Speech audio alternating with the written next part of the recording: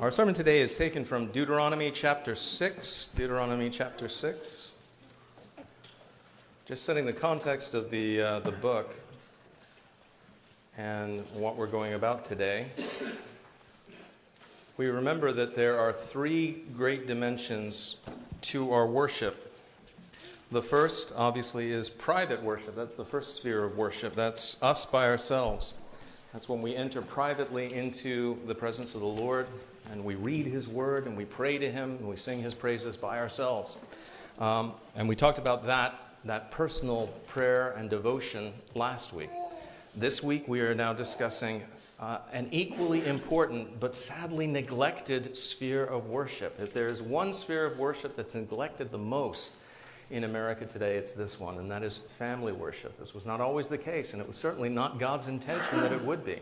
Family worship is something that was always vital to the life of God's people, and we'll see that God made plans for His people to worship Him in spirit and in truth, as families, as well as in the third sphere, corporate worship. Now we know eventually we are all destined for a corporate worship that will go on forever. When we live with the Lord in the new heavens and the new earth, after the work of redemption is truly completed, we know that we will be worshiping the Lord face to face with all of His people, and what a great day that will be.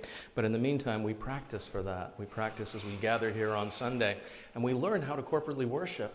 At least it was the Lord's intention that we would in families, and we'll see that. We'll see how He made provision for His people's needs, His covenant people, even as they were preparing to enter into the promised land.